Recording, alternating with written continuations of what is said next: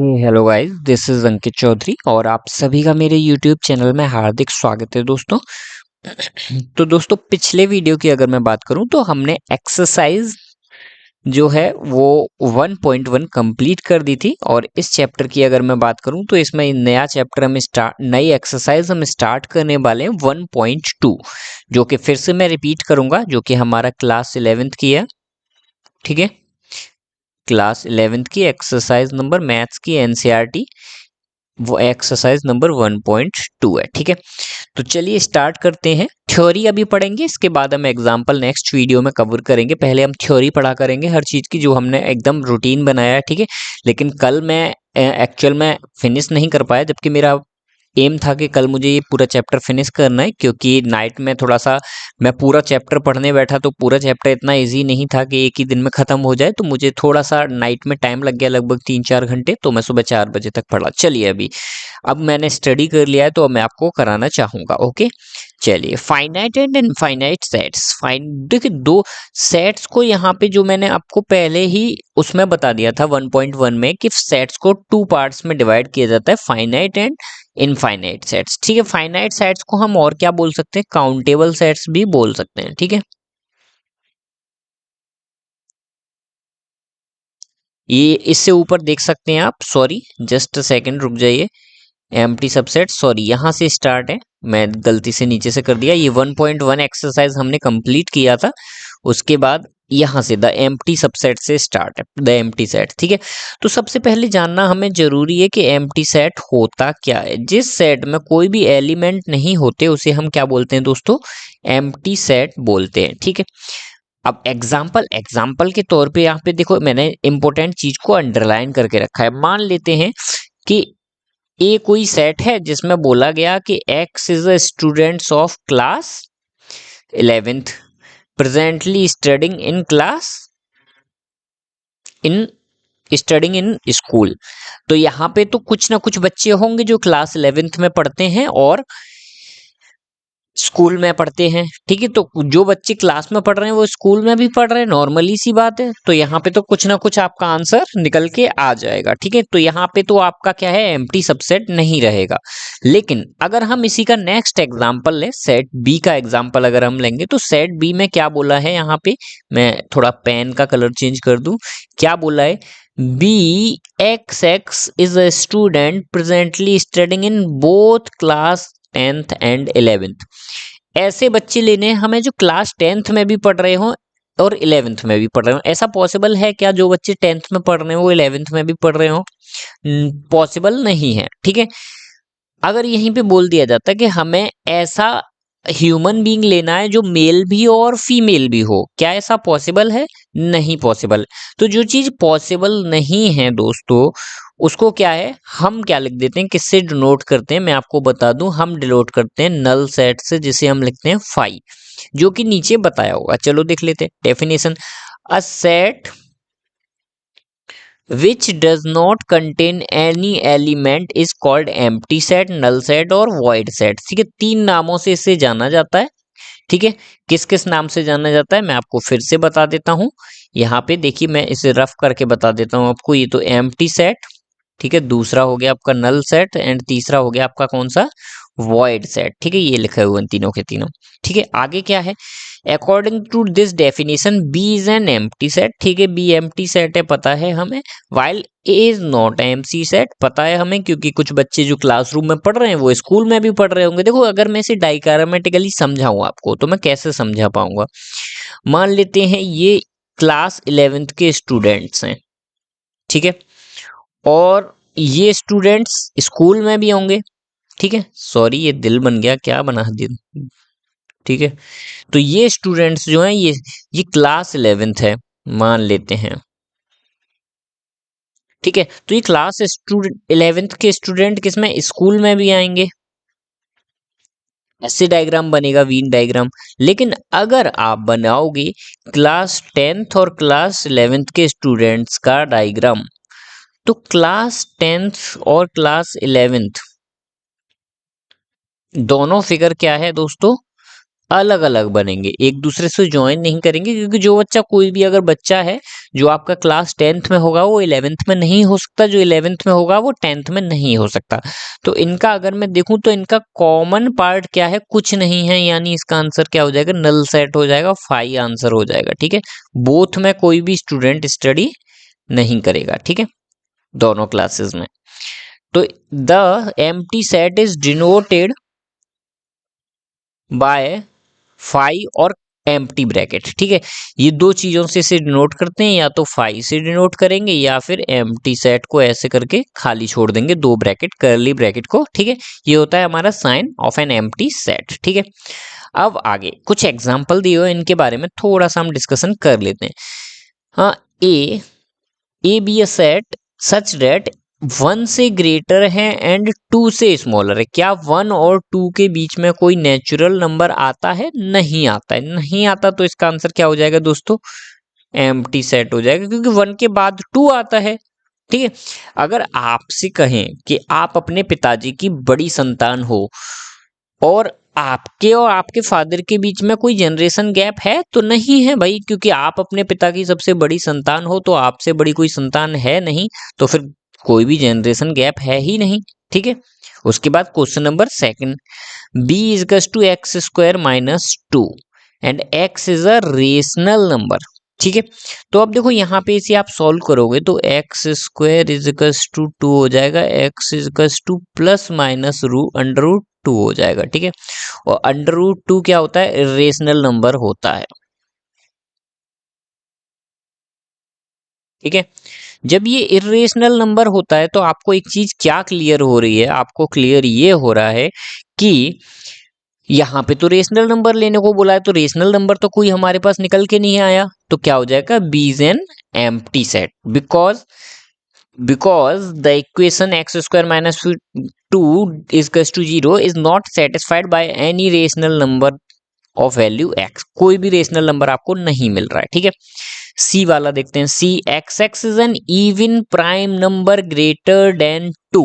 ठीक है, अब सोचने वाली एक बात है कि प्राइम नंबर ग्रेटर देन 2 कौन सा होता है, 2 के बाद 3 आता है, 5 आता है, 7 आता है। ठीक है, क्या कोई प्राइम नंबर ऐसा होगा जो 2 से डिवाइड होगा? अगर वो नंबर 2 से डिवाइड हो जाएगा दोस्तों, ठीक है, अगर कोई भी नंबर है x और जो आपका क्या है 2 से डिवाइड हो रहा है, तो क्या वो प्राइम नंबर कहलाएगा?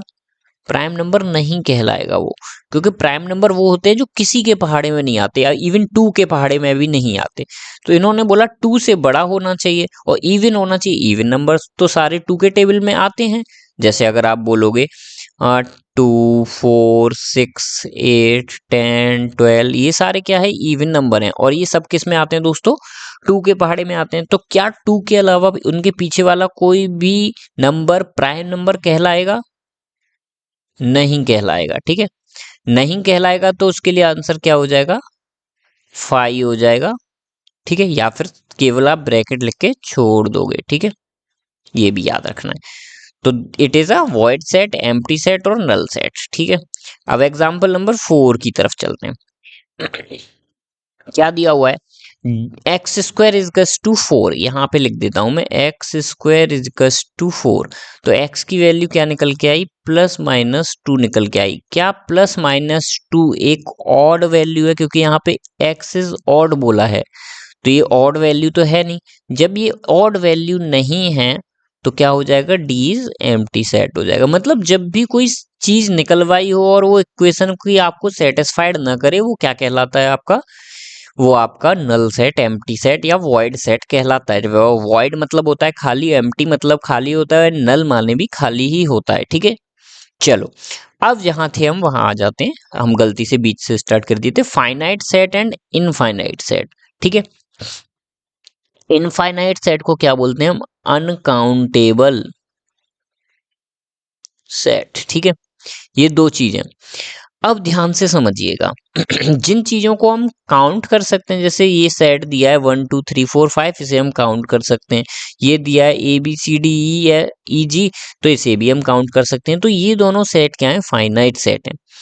तीसरा क्या है, man living presently in different parts of the world, तो ये भी क्या है, एक इसके बारे में देख ले रहे हैं। देखो इस एग्जाम्पल में मैं बहुत मुझे थोड़ा सा अभी मुझे याद आया कि मुझे बहुत डाउट हुआ था। क्यों डाउट हुआ था मैं आपको बता दे रहा हूँ, क्योंकि आगे देगा animal living on the earth, वो एक फाइनाइट सेट होता है, तो उस अकॉर्डिंग ये भी फाइनाइट सेट होना चाहिए।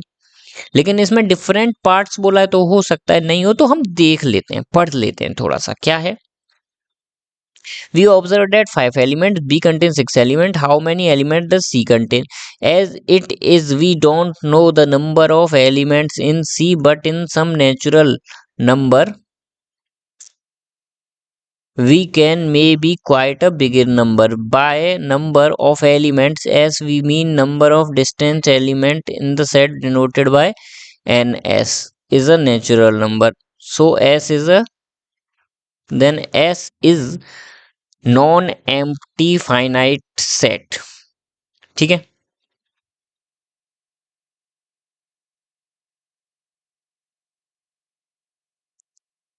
By number of elements of set S consider consider the set of natural number. ठीक है, देखिए यहाँ पे एक लास्ट लाइन लिखी हुई है जो बहुत इंपॉर्टेंट है।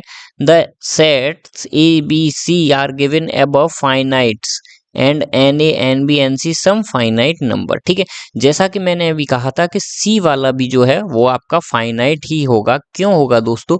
क्योंकि on earth individual total number of जनगणना होती है ना, तो जनगणना में क्या है, पीपल्स को काउंट किया जाता है। वो बात अलग है कि नंबर आंकड़े ज्यादा निकलते हैं कम निकलते हैं, ठीक है, एक दो ऊपर नीचे हो जाते हैं, लेकिन काउंट की जा सकती हैं चीजें। ठीक है, तो इस अकॉर्डिंग ये कहना है कि अगर यहाँ पे पूछा जाएगा कोई भी इस टाइप का क्वेश्चन आ जाएगा that man living on in the world, women living in the world, children in the world, या फिर एनिमल्स इन द वर्ल्ड, तो उसे काउंट किया जा सकता है। ठीक है,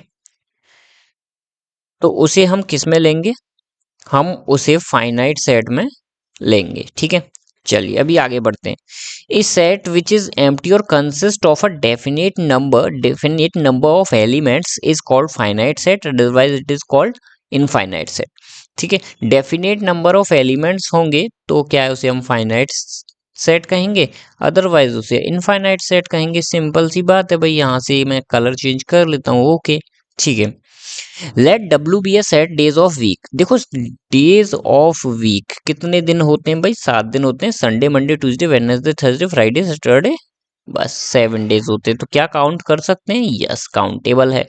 ठीक है, आगे देखते हैं। सॉल्यूशन ऑफ द इक्वेशन, इस इक्वेशन को सॉल्व कर लो। सॉल्व करोगे तो भाई कैसे सॉल्व होगा? X square is equals to 16, तो X is equals to plus minus 4। कितने सेट हैं? 2 सेट हैं, तो काउंटेबल है। यस, काउंटेबल है, प्लस एंड माइनस 2। ठीक है जी भैया। Points on the line, points on a line, किसी लाइन में, लाइन किससे बनती है? देखो हमने एक बहुत छोटे थे हम तब पढ़ा था, क्लास 8th 6th में पढ़ा था कि लाइन या सर्किल जो होता है ये बहुत सारे पॉइंट्स से बनता है। एक लाइन में बहुत सारे पॉइंट्स होते हैं एंड इनफाइनाइट पॉइंट्स होते हैं। ठीक है, तो इसलिए यहाँ क्या है, पॉइंट्स ऑन द लाइन क्या हो जाएगा दोस्तों कि इनफाइनाइट हो जाएगा। ठीक है, चलिए अभी आगे चलते हैं। So we represent in a set roster form, इन्हें हम क्या लिखेंगे? सो रोस्टर फॉर्म में लिखेंगे। एंड वी राइट, तो इन्हें रोस्टर फॉर्म में क्या है भाई, ब्रैकेट लगाएंगे, यहाँ संडे मंडे ट्यूसडे लिख देंगे, यहाँ ब्रैकेट लगाएंगे, यहाँ +2 -2 लिख देंगे। ठीक है, ये आपका हो जाएगा। चलिए अभी आगे बढ़ते हैं। आगे क्या है आपका, देखिए यहाँ पे आ जाइए। अब यहाँ पे पता है इनफाइनाइट सेट्स क्या होते हैं। इनफाइनाइट सेट को डिनोट करने के लिए पीछे 3 डॉट लगा दिए जाते हैं। ये नेचुरल नंबर हो गए, ये आपके इंटीजर्स हो गए, और ये आपके क्या हो गए, ऑड नंबर्स हो गए। ये सब सेट क्या है, आपके इनफाइनाइट सेट्स हैं। ठीक है, all infinites can not be denote in roster form. Infinite sets को रोस्टर फॉर्म में नहीं लिखा जाता, इसलिए can not be described in the form because the elements of do not follow a particular pattern. ठीक है, कहीं मैंने पढ़ा था कि इंडिकेट, हाँ देखो यहाँ पे ये रहा, विच clearly indicate the structure of set followed by the preceded by the, और प्रीसीडेड बाय 3 डॉट्स। ठीक है, या तो 3 डॉट उसके पीछे लगा दिए जाएंगे या 3 डॉट उसके आगे लगा दिए जाएंगे। फॉलोड मतलब उसके बाद में, प्रीसीडेड मतलब उससे पहले 3 डॉट लगा दिए जाएंगे। उससे सिद्ध हो जाएगा कि भाई क्या सिद्ध हो जाएगा कि ये सेट इनफाइनाइट सेट्स है। ठीक है, चलिए अब आगे चलते हैं। अब देखो यहाँ पे हमें बताना है इनफाइनाइट और फाइनाइट सेट कौन कौन से हैं। तो सबसे पहले मैं इन सबको सॉल्व कर लेता हूँ। यहाँ से फर्स्ट वाला मेरा निकल के आ जाएगा x इज टू 1 एंड 2। यहाँ से निकल के आ जाएगा मेरा एक्स स्क्वायर इज टू 4, तो x is to plus minus 2, x is to plus minus 2, दो एलिमेंट्स निकल के आएंगे। यहाँ से x इज टू 1/2 निकल के आ जाएगा। ठीक है, यहां से x प्राइम है, प्राइम है तो मतलब इनफाइनाइट होगा, क्लियर है। प्राइम नंबर बहुत सारे हैं, देखो मैं कैसे लिखूंगा 2 3 5 7, यहां तक तो मैं लिखूंगा, उसके बाद 3 डॉट लगा दूंगा क्योंकि इनफाइनाइट है इसलिए। ठीक है, इन सबको करली ब्रैकेट में कर देना। मैं बच्चों वाली चीजें बार बार नहीं बताऊंगा, छोटी छोटी ये आपको खुद समझना है कि क्या करना है क्या नहीं। ठीक है, चलिए x is odd, odd number अगर देखोगे तो 1 3 5 7 9 11। ठीक है, ये सारे क्या हैं, इनके पीछे मैं 3 डॉट लगा दूंगा क्योंकि इन्फिनिटी तक है। ठीक है, अब देखो यहां से आपका क्लियर हो चुका है दोस्तों कौन कौन सा है। इसको हम फाइनाइट लिख देंगे क्योंकि दो एलिमेंट्स हैं, इसको हम फाइनाइट लिख देंगे, दो एलिमेंट्स हैं, इसको हम फाइनाइट लिख देंगे, एक एलिमेंट है क्योंकि यहाँ पे डॉट 3 डॉट आ गए मतलब इनफाइनाइट है, यहाँ पे 3 डॉट आ गए मतलब इनफाइनाइट है। ठीक है, तो इस तरह से ये आपके पांचों एग्जाम्पल हो चुके हैं, पांचों क्वेश्चन हो चुके हैं एग्जाम्पल नंबर 6 के। अब हम चलते हैं आगे। इक्वल सेट्स किसे कहेंगे दोस्तों, अब मैं यहां से ले लेता हूं ब्लू पेन।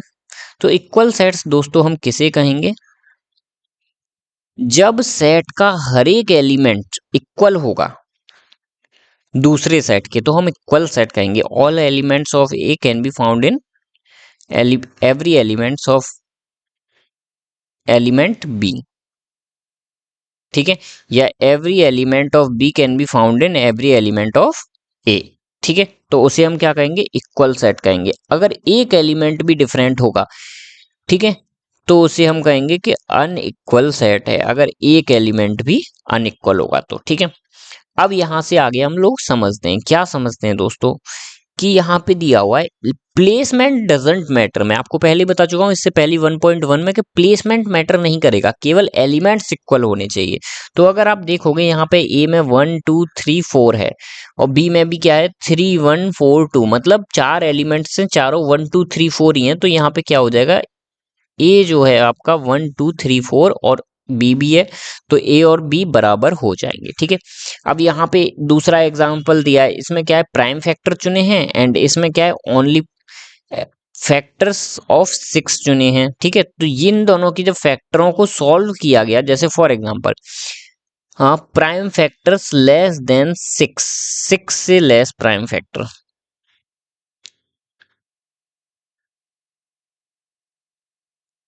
6 के प्राइम फैक्टर्स क्या हो जाएंगे दोस्तों, 1 2 3। अगर मैं 30 के प्राइम फैक्टर करूं तो वो क्या हो जाएंगे, प्राइम बोला है केवल। ठीक है, तो प्राइम फैक्टर क्या हो जाएंगे,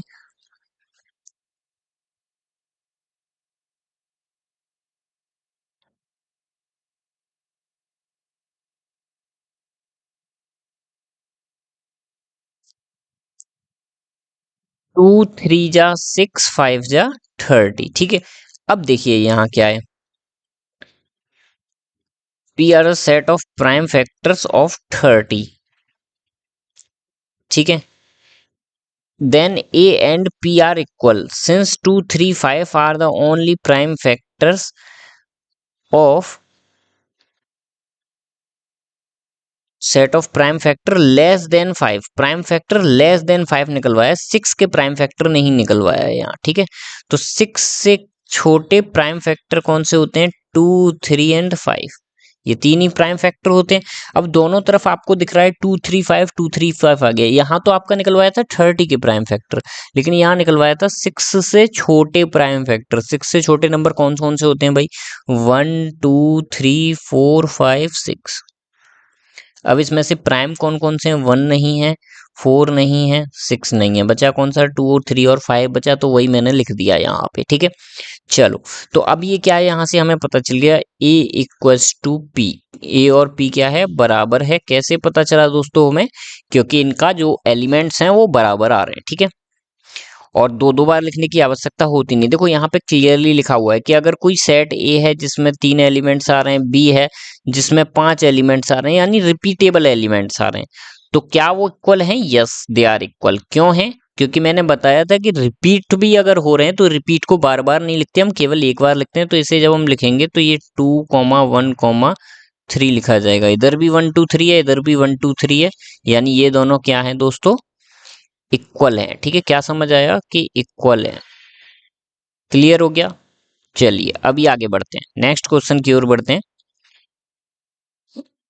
यहाँ पे क्लियरली लिखा हुआ है, आप पढ़ सकते हो कि that is why we generally do not repeat any element in the describe set. इसलिए हम इसी कारण से कोई भी एलिमेंट डिस्क्राइब सेट में रिपीट नहीं करते हैं। ठीक है, चलिए अब आगे, find the pair of equal sets if any give reason. Equal set बताना है, अगर कोई है तो रीजन भी देना है कि क्यों है। ठीक है, तो ये तो 0 आपको दे रखा है, यहाँ आप निकालोगे कि x की वैल्यू 15 से बड़ी है लेकिन 5 से छोटी है। क्या कोई ऐसा नंबर हो सकता है जो 5 से छोटा हो लेकिन 15 से बड़ा हो? नहीं हो सकता। अगर 5 से बड़ा बोलता तो बीच में आ जाता, 15 से छोटा बोलता तो आ जाता, लेकिन अभी यहाँ पे कोई नंबर नहीं, कोई नहीं है, तो मैं क्या लिख दूंगा? 5 इसका आंसर। ठीक है, x माइनस 5 इजकस टू 0, तो यहाँ से x इजकस टू 5 निकल आया। एक्स स्क्वायर इजकस टू 25, तो x इजकस टू क्या निकल के आएगा दोस्तों? +-5 निकल के आएगा। E, x is an integral positive root of the equation this.